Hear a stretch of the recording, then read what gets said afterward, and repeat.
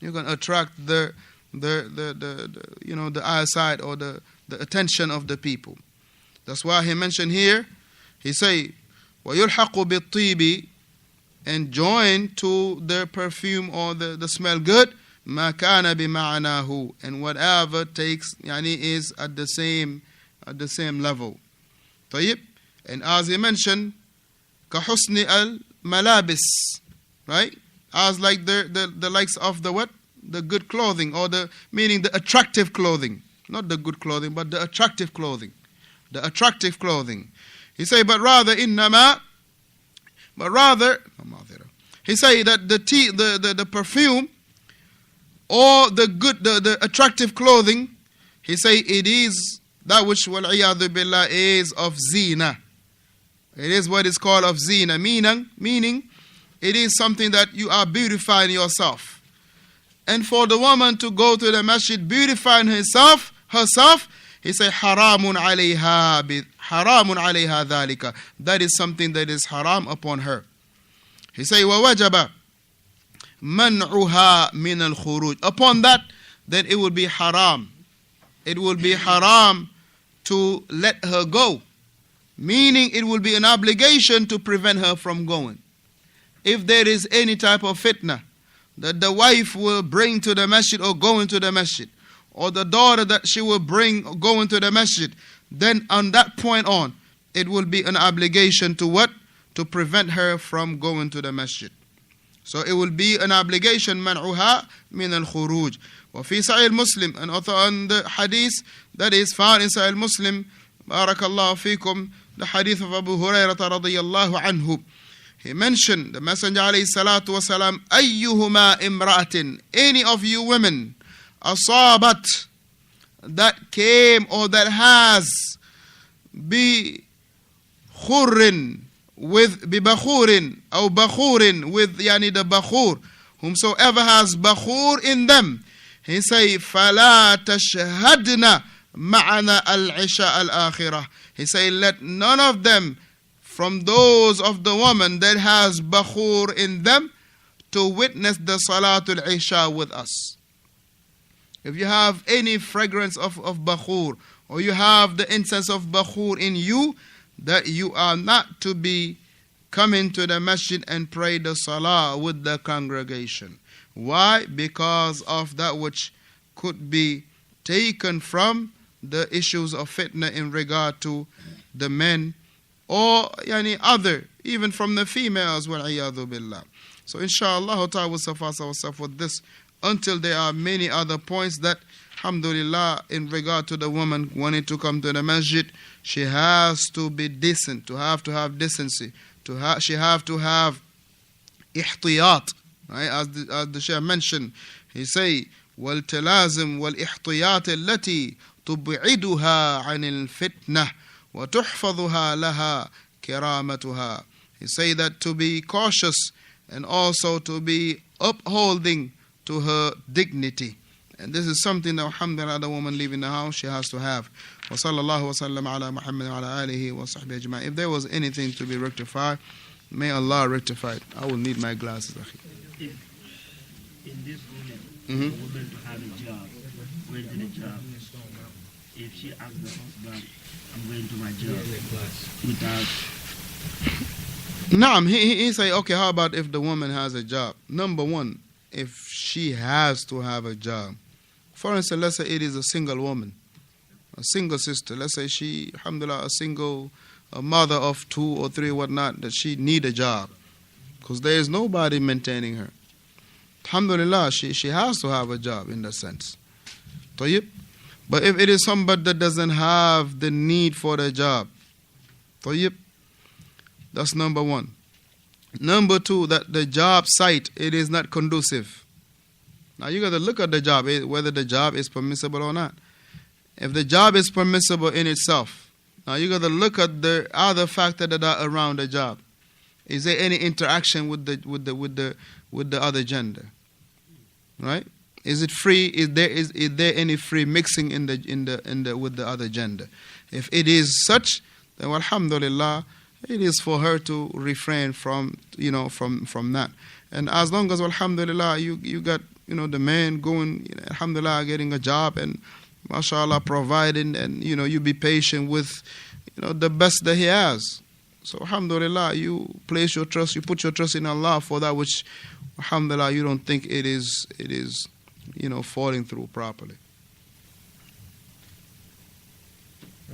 Hayakallah.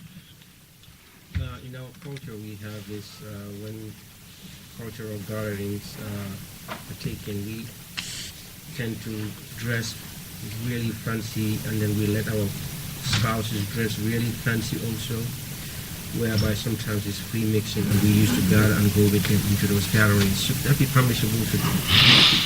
Alhamdulillah, one of the things is that when a person accepts Islam, he got to look into the Sharia first. Does it come with, or does it agree with certain things of his culture? If it does, alhamdulillah. If it does not, then it is to leave those cultural stuff alone. One of the things that you find, unfortunately, is in some areas, the woman will only dress up when she's going out of the house. Will never put her best clothes, her best jewelry. She will never put on a makeup for the husband. She will never put on, the nice, what you call this? A nice dress. Hair. Right? She will never, put her hair nice for the husband. She will only do it if they have a program outside. Right? No.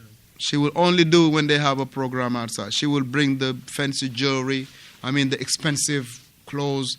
You're spending $500 or more in just something that for you to step out the house is haram.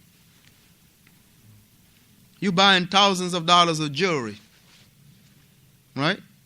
And for you stepping out the house for other men to see it. They're doing it for other men to see it, literally. Right? They're doing it for other men to see it. They're doing it for other men to see it. They're not doing it for only the woman to see it. No, they're doing it for other men to see it. Because when in that program they have somebody taking pictures, and now we know, barakallahu fikum, and the cameraman, see, I say the cameraman, right, and the video man. And these are barakallahu fikum, and whatever picture is taken in China, you will find it in Gunjur at the very next minute. Why? Because all you need is what? A simple push on Instagram, and it's all over the world. A simple push on Facebook is all over the world. Right?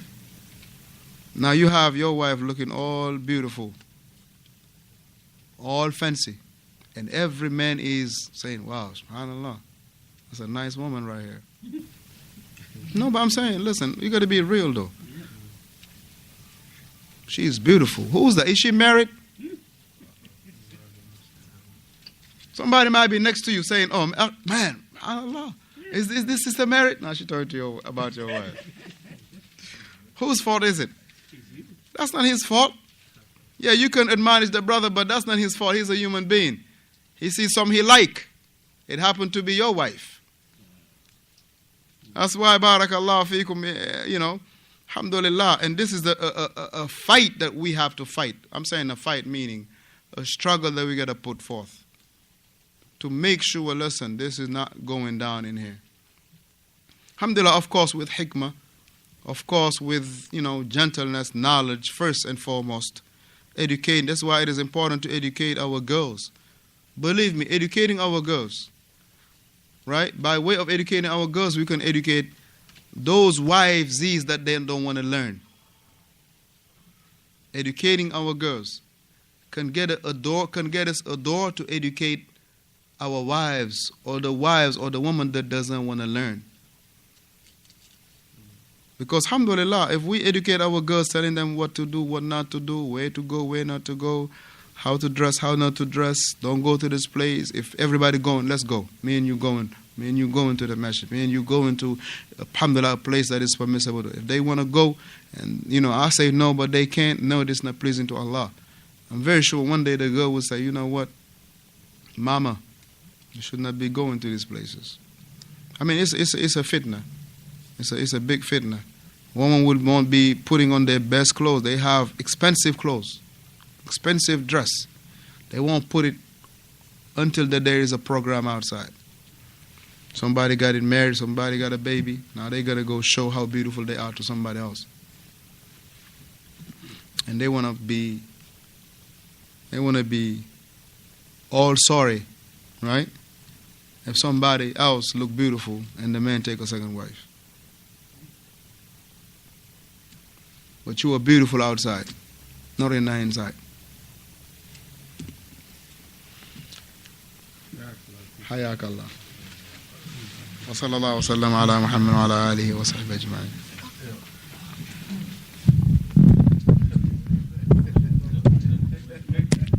You don't know how to do this. Good day, man.